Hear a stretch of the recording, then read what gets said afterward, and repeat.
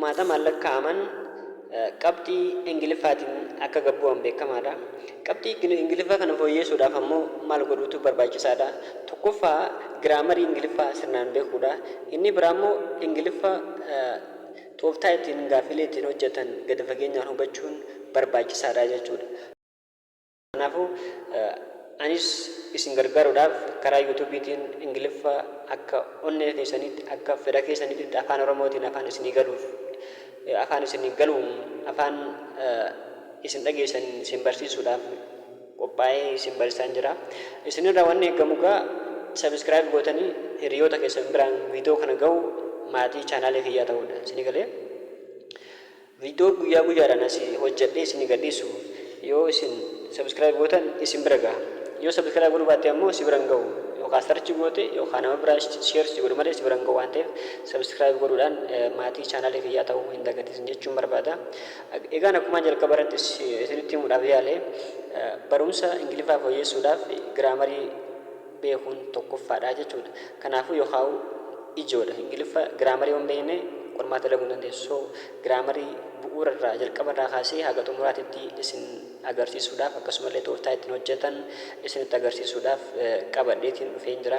Kanaafuu haga xumura viidiyoo kiyyaatitti yoo na wajjin turtan haga xumuraatitti past continuous tense maalummaa isii akkasumallee faayidaa isii foormii pozitiivii gaafa ta'e negatiivii gaafa ta'e foormulaa ittiin hojjetan akkasumallee gadi fageenyaan past continuous tense akkamittiin ingiliffa keessatti fayyadamna kajabu kan inni isinitti agarsiisudha. Karuun deebina asuma na wajjin tura. Okay, past continuous tense means what? Past continuous tense is used to describe an action that was in progress at a specific time in the past. Past continuous tense jechuun gaa gosoota past tense keessaa isa tokko ta'ee gocha yeroo darbe keessa maal ta'e itti fufaa ture sa'aatii murtaa'e. At a specific time jechuun maal jechuudha?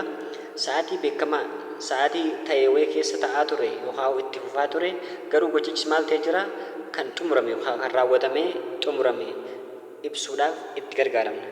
Yookaan it shows unfinished or ongoing action in the past. Kan inni agarsiisu maalidha? Gochichi kan hin xumuramin yookaan kan ta'aa ture yoom yeroo darbe keessa gochichi san ta'aa ture ittiin ibsuudhaaf itti gargaaramna jechuudha. Mee pozitiivii yookaan affirmative gaafate akkamitti fayyadamna? Formulaan isaa subject plus has or were plus verb plus ing. Subject jechuun maal jechuudha? Isaan kanneen sigalee isaan kunniin subject keenya jechuudha. Was or were isaan kana wajjin deema or isaan kana wajjin deema. Verb plus ing kan jennu verb keenya irratti maal daballaa? ing daballaa jechuudha. Mees keessatti gaafa was fudhatu subjectiin yoo maal ta'e yoo I ta'e sigalee asitti I yoo ta'e was fudhata, he yoo ta'e was fudhata, she yoo ta'e and also was fudhata, it yoo ta'e ammallee was fudhata jechuudha. Jara sadeen kana ala was fudhatan jiru.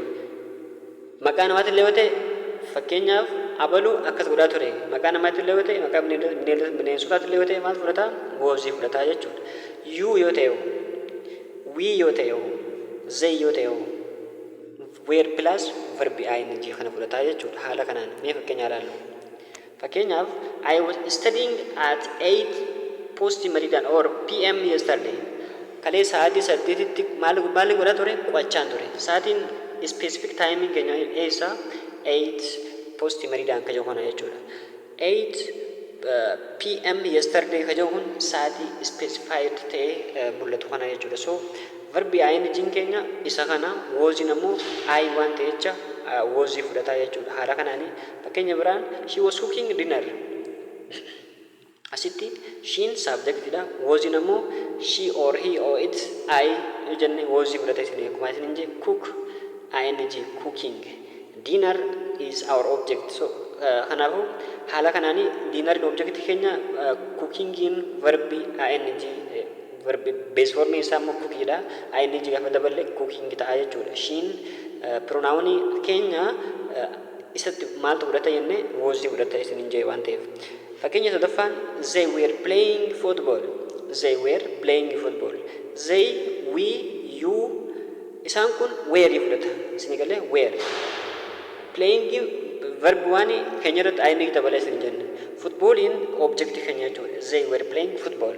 Isaan maal taphatanii maal taphachaa turanii kubbaa taphachaa turanii jechuudha. Yoom yeroo darbe keessa. Okay. Negative gaafate akkam. In the negative form of the past continuous tense made by adding not. Maal dabala not kanatti dabala jechuudha.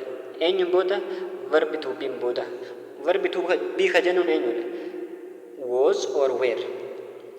Was or were kana booda maal dabala? Not dabala jechuudha. I, she, he was not plus verb ing. Sigale verb ing. Isaan jalqaba asitti meen ture. I, he, she, it. Akkasumallee maqaa namaa fakkeenyaaf Caaltuu, Muhammad, Ibsaa, Maali maqaa namaa abbaa fidhaa ta'u. Kunillee was fudhataa jechuudha.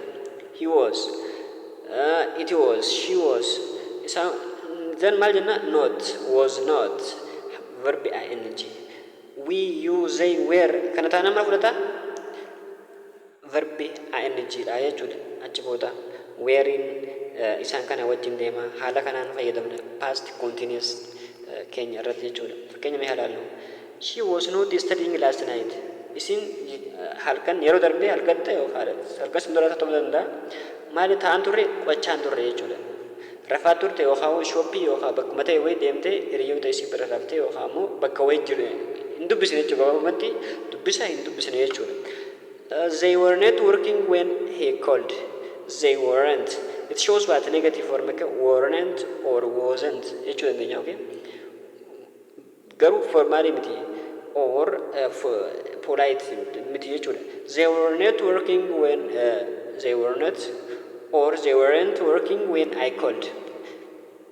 Yeroo yaamaa jiru sanitti isaan maal ta'an jiranii hojiirra hin jiranii jechuudha. Question gaafa ta'u akkamiin? Past continuous tense gaafa question ta'u haala kamiin fayyadamna? To form question gaafii taasisuudhaaf past continuous tense maal goona? You invert the subject and the verb to be. The verb to be ka jennuun eenyu faadha? Was or were. Simple past of what? I am, is, are ka jennuun kanaatu garan jijjiiramu gaafa past ta'u.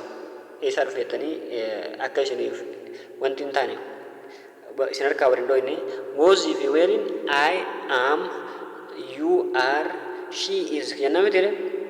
Amma immoo maal jenna? She was, he was, you are jennaa miti, you were jenna amma they were jenna. So as jijjiiramaa jechuudha verbi to be past gaafatu haala kanaan gaafa amma participle ta'u wasiin kun gara biin jijjiiramaa jechuudha yookaan were illee gara biin jijjiirama verbi to be gara biin isa jennu san jijjiiramaa jechuudha. Was gaafa gaafii goonu jalqaballee simple present tense present continuous tense jalqaba hanga si hoggaan isinitti hime verbi to be se gaafannu jalqaba irra galaa isin jedhe subjectiin itti aanee itti gala san booda verbi ing jitu itti aanaa jechuudha. Was I or she or he plus verbi ing ta'a jechuudha. Verbi ing.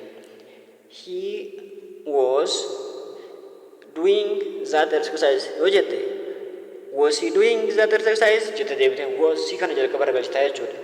Where eenyu hojii deema? We, you, they isaan waan kanaa hojii deema. San booda verbi ing kanaatu itti aanaa jechuudha. Haala kanaanii kan nuti hojjannu mee fakkeenya isaa ilaallu. Was she waiting for you at the station? Isin buufatatti si eegaa turte? Egalee si eegaa turte? Inni kun maal agarsiisa? She kanaa wajjin deema waan ta'eef. Were they wanni fayyadamnu asitti they waan ta'eef were jennee jalqabna. Were they sleeping when the storm started? Were they jennee kana malee they were jennee ta'uun hin danda'u jechuudha. San booda verbi ing keenya isa kana haala kanaan fayyadamna. Akka isin harkaa waliin dhooyne. Past continuous tense in tokkoffaarratti is the usage of this past continuous tense to describe or explain action happening at particular time in the past or particular moment jechuun tokkuma. Okay?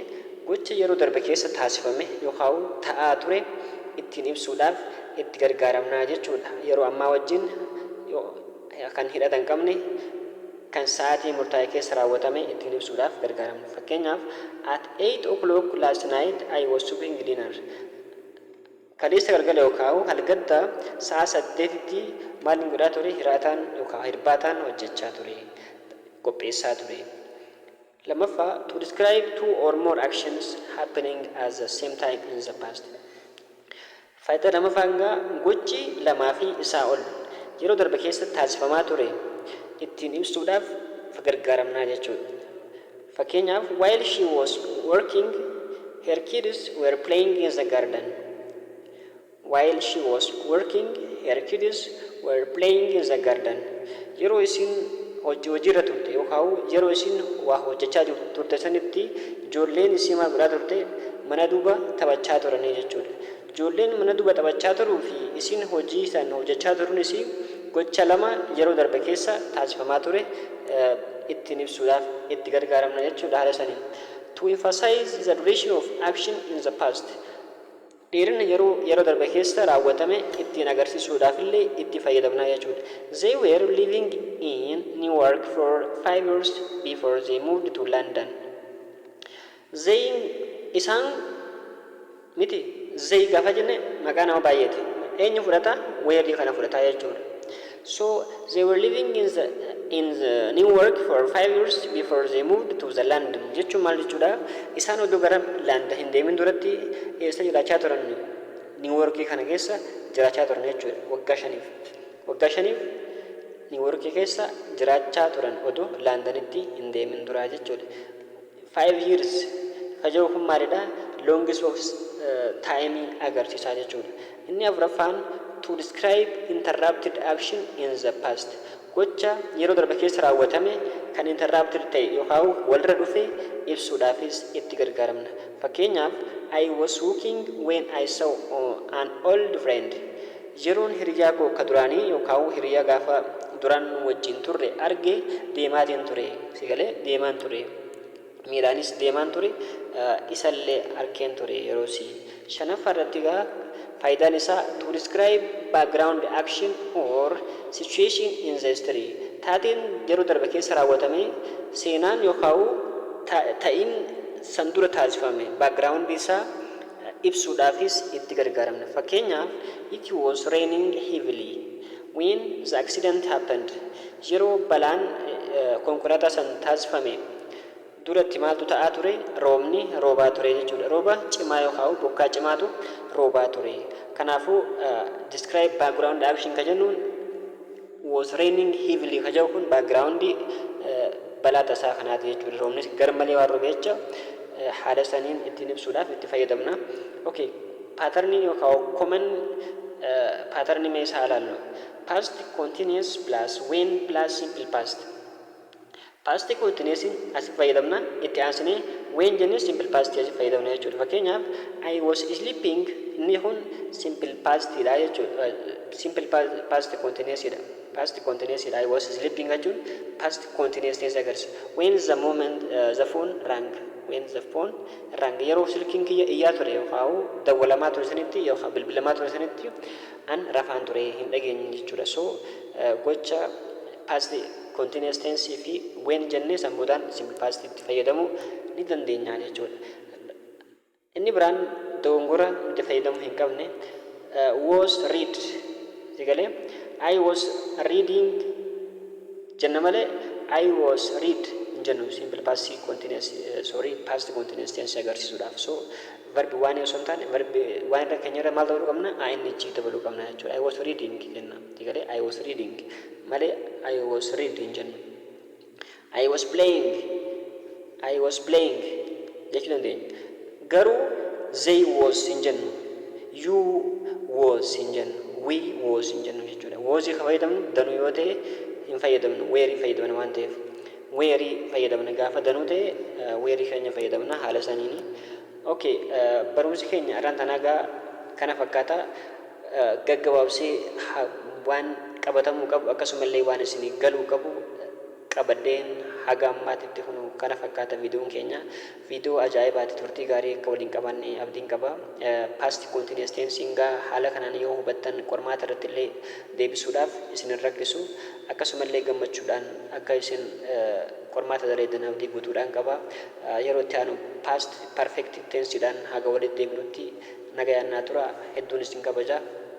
Hedduun isin jaaladha. Chaanaalii kanaaf immoo haaraa taanaan subscribe godhuudhaan maatii chaanaalii keenya ta'uu hin dagatin. Hiriyoota keessan kan ammoo viidiyoon akkana biran dhaqqabiin biran gahin akka ga'uun ammoo subscribe akka godhan share godhaa fi isaanillee akka maatii chaanaalii keenyaa ta'an yookaan hiriyaa keessan akka isiniif ta'an viidiyoo chaanaalii kana jalatti isinii hangadhiisu share godhaadha. Viidiyoo ilaalaa ijoollee Oromoodhaa gargaaruudhaaf ayyoomillee qophiidha. Isinillee qophaa'aadha. Isinillee barannee akka ijoollee ta'anitti illee Ingiliffa qabxii guddaa galmeessuu qabna isin jechuudhaan barbaada. Haga xumuraatitti waan na wajjin turtaniif ulfaadhaa. Hedduun isin jaaladha. Hedduun isin kabaja. Galatoomaa.